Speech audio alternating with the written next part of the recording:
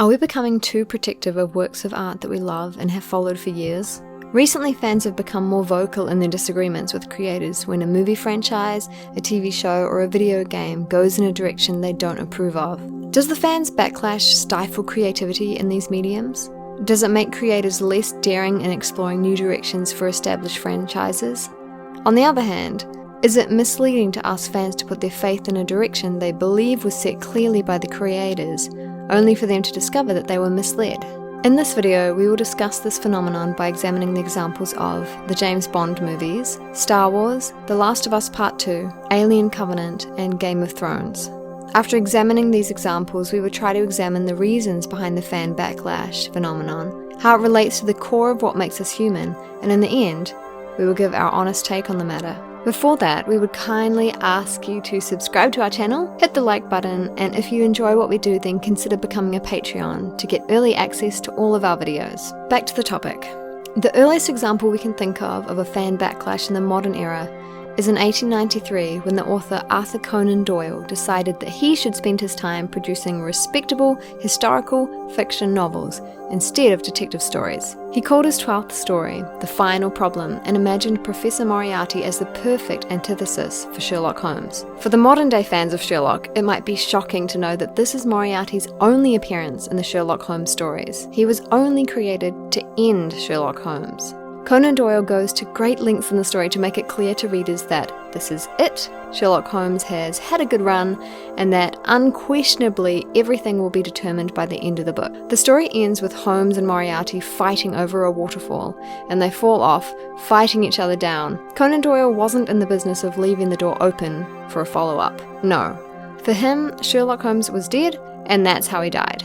Well, subscription numbers to the Strand magazine, where the stories were published, fell to the floor. With no social media and YouTube for the fans to show their frustration with the direction the story took, fans used the only weapon they had, voting with their wallets. The trick worked.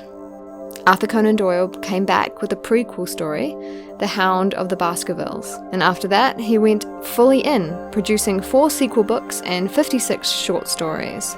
Was Arthur Conan correct in his decision to surrender to the fans' wishes? To ignore his other projects and focus on Sherlock? No one knows, but one thing is for sure. Arthur Conan Doyle himself believed that he could have written books of a higher value had he been given the chance to work on something other than Sherlock. In the 1920s, fans would also write thousands of letters to movie studios demanding that their favourite actors get more prominent roles. Dynamics between fans and creators are not a new thing, and traces can even be found in the 1700s, when rival supporters of English theatre actresses would rally behind their team. Team Aniston versus Team Jolie. Before jumping to modern-day fan backlash, there's an aspect worth examining and having a look at: interactivity with the medium. In his beautiful documentary series, How TV Ruined Your Life, Charlie Brooker, the creator of the Black Mirror series, examined an important aspect of TV. Seeing people you assume are normal like you, debating issues that you also have an opinion about, but you can't participate in the debate,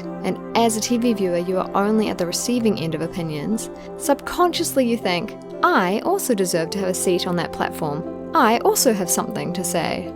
Socrates had a similar take on books and writing. He hated them. Like watching a debate on TV without being able to express your own opinion. A book does the same. The argument goes in one direction, from the author to the reader. Something Socrates loathed. He preferred face-to-face debates instead, where ideas can move in both directions. Socrates once said, "The strange thing about writing, which makes it truly correspond to painting, the painter's products stand before us as though they were alive, but if you question them, they maintain a most majestic silence. It is the same with written words. They seem to talk to you as though they were intelligent, but if you ask them anything about what they say from a desire to be instructed, they go on telling just the same thing forever." Socrates' idea applies to all forms of passive consumption, watching a movie, reading a novel, or even playing a video game. We are passive receivers of the creator's inventions. The only addition that has happened for the first time in human history is that we now have tools as individuals to make the communication go in both directions. The days are gone where consumers had to be invited to TV studios as a member of the audience to express their frustration with a work of art, or be lucky enough to have a journalist in a prestigious publication happen to share their opinion and write about it. If you're mad at the direction Neil Druckmann took with The Last of Us Part 2, with a click you could write him directly on Twitter, dislike the videos featuring him on YouTube, and express your anger in the comments section in any corner of the internet that discusses the game. Fan backlash is nothing new, but the width and volume that internet tools have provided are something new to us as human beings, and we are still taking baby steps with them. Social media has amplified fans' voices and changed the audience from passive receivers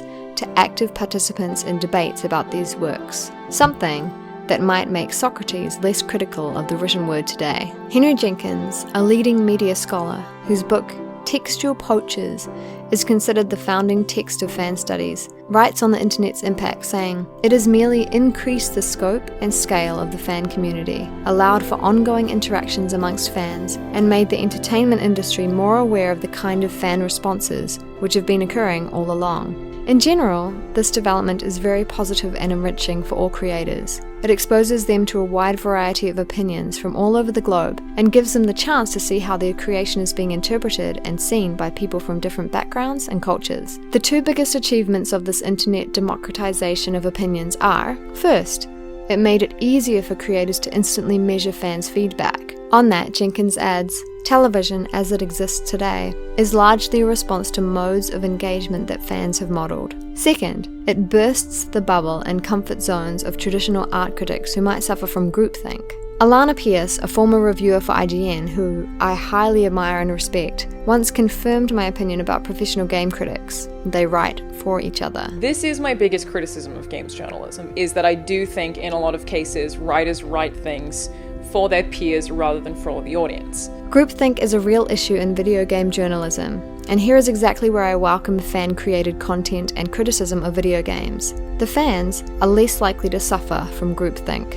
Now that I mentioned what I like and admire about fan-created content, I'll move on to what I don't like. It is not good for creativity in general when we dictate to creators how to make their works. Fan backlash has become a real fear for creators, and it is stifling their creativity. Sam Mendes, who arguably created one of the best James Bond films, Skyfall, is aware of the issue. In an interview with GQ magazine, he says about the Bond movies, "When I think of them, my stomach churns. There are simply too many fans across the world to please. Everyone has their own version of it in their head. The fans put shackles on any creator of a Bond story. The girls, the cars, the gadgets, the martini drinks, the clothes, flirting with Moneypenny, M, Q, and so on. Even the structure of the film leaves no room for creators. The chasing scene, the love scene, the betrayal scene, and so on. This is no healthy way for any creative mind to work, and I'm afraid that as fans, we go to these experiences with bags full of expectations, assuming obedience from creators.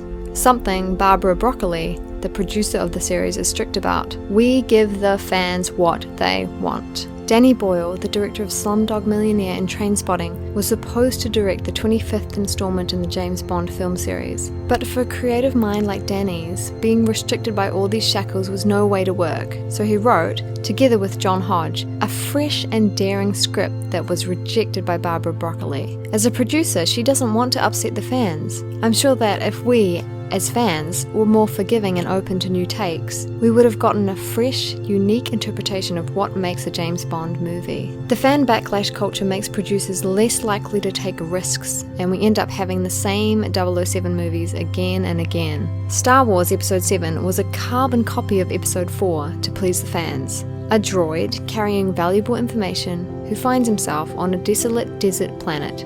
A force-strong desert dweller who dreams of more. An unseen supreme evil that's pulling the strings from the shadows.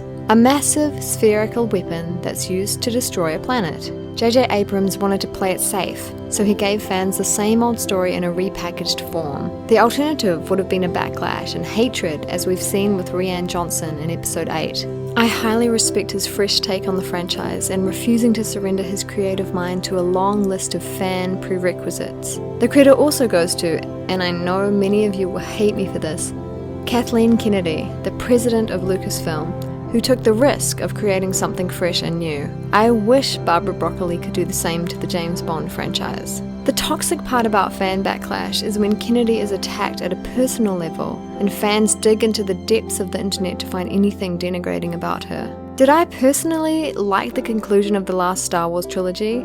No, not at all.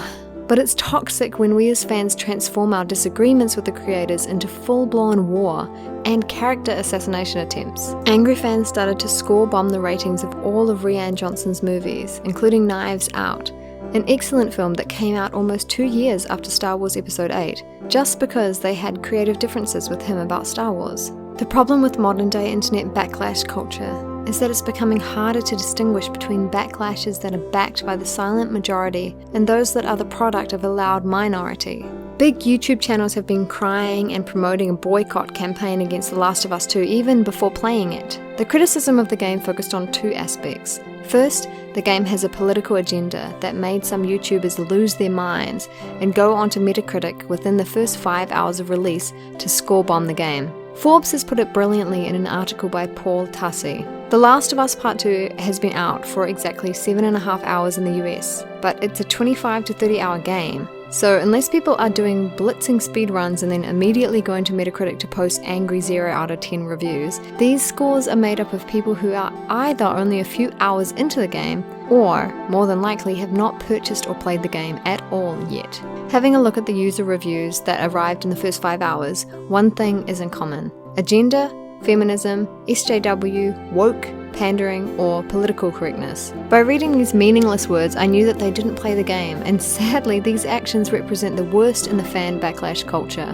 The second aspect of gamers' criticism of The Last of Us Part 2 is its story. Although I think it was a masterpiece in storytelling and structure, I can understand why some didn't like it. Some valid points were made in Polygon's critical review of the game by Maddie Myers, including points about robbing the player of agency in some of the choices. I'm sure Neil Druckmann himself, the creator of the game, would happily discuss any valid points with the fans, but I'm afraid the way some of us treat those creators, we are burning all the bridges between us. Months ago, some story spoilers about The Last of Us 2 leaked online in the worst possible way. Some fans started to throw all kinds of anti-Semitic abuse at Neil Druckmann. This is no way to treat those creators, even if we disagree with them. After pouring their heart and soul into these games, it's a shame that some of us are treating them this way. The game sales were phenomenal, which assures me, as a fan of the studio, that Sony won't interfere and micromanage Naughty Dog in fear of fans' backlash. However, had the backlash produced the results some of the YouTubers hoped for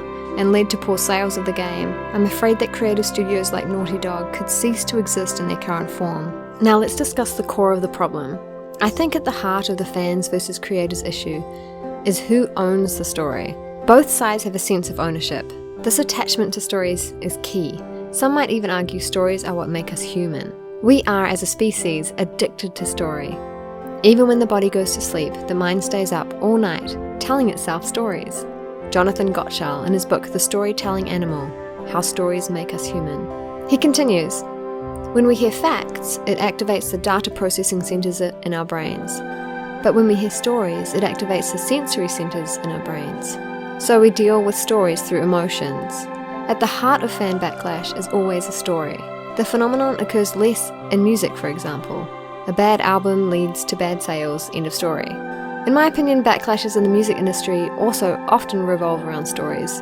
Something in the lyrics, a quote by a singer, or events depicted in a video clip.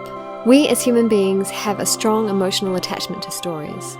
Understanding this feature in us is key to understanding the internet backlash culture. Fans feel robbed of the story they've engraved in their hearts when a creator decides to kill a loved character, for example. Before the moment of death comes, the fans have invested a lot of mental and emotional effort in constructing a narrative of how things will and should play out. This is no fault of their own. It's in our nature to interpret and explain things around us through stories. That's why we have such a strong bond with narratives. This is something even religions understand very well. Most religious teachings come in the form of stories. So powerful is our impulse to detect story patterns that we see them even when they're not there. In a landmark Hyder and Simmel 1944 study, 34 Massachusetts college students were shown a short film and asked what was happening in it.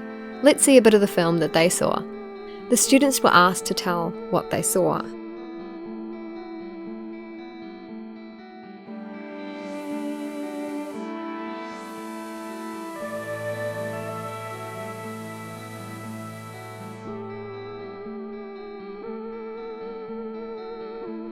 Everyone came up with complex stories to describe what the moves were about. Typically, the students viewed the triangles as two guys fighting, and the circle as a lady trying to escape the bigger, bullying triangle. They imagined humans with rich emotional lives. The circle was annoyed. The circle and the little triangle were innocent. The big triangle was blinded by rage and frustration. Only one of the test subjects saw the scene for what it was: geometric shapes moving across a plane. Fans develop an attachment to stories and feel combative about them. It's in our nature to feel attached to stories. But does that entitle fans to dictate the direction of a story? I'm afraid that if we take that path, then works of art will become products designed to serve the consumer in the first place, rather than a means of free artistic expression. In that hard choice, I would still prefer to let the artist have ownership of the narrative, even if it leads to me being disappointed and disagreeing from time to time with the choices that they make. My message to creators is to believe in their vision and make the product they've envisioned. Please don't let internet backlashes on YouTube be your compass in deciding which way to go. Ridley Scott did it with Alien Covenant after the backlash he got for Prometheus. The fans wanted the usual cat and mouse movie between Xenomorph and the crew. Ridley Scott wanted to explore new themes and expand on the Alien universe.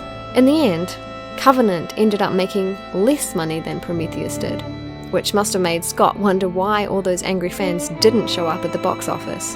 My message to the fans: it's a blessing that we now have the tools to communicate directly with creators and tell them about our dreams, ambitions, and disagreements for and with the beautiful worlds they've created. It's a miracle that now, unlike any time before in history, the debates are a two-way street. Anyone from any corner of this planet can have a direct discussion with any creator, author, director, or actor, something even Socrates would have dreamed of. Let's not abuse this privilege, please. And my brutally honest opinion is that we, the fans, are not entitled to anything. If a storyteller wants to take the story in a certain direction we disagree with, then it's his or her right. We can respectfully express our disagreement with it, but that's all. Like many of you, I didn't like Game of Thrones Season 8, but I don't get the point of demanding a reshoot and remake of the final season like many people did. Talking about this topic is like walking in a landmine, but we hope that we were able to make you reflect on the issue and see things from a different perspective. We would like to thank the producers of this show, Nathaniel Harrison and Gum Dunn. From the bottom of our hearts, we thank you. Your support is what keeps us going. If you enjoyed these videos, then consider becoming a Patreon to get early access. I'm your host Elizabeth, and behind the computer screen is Hytham. We wish you all the best, and see you soon.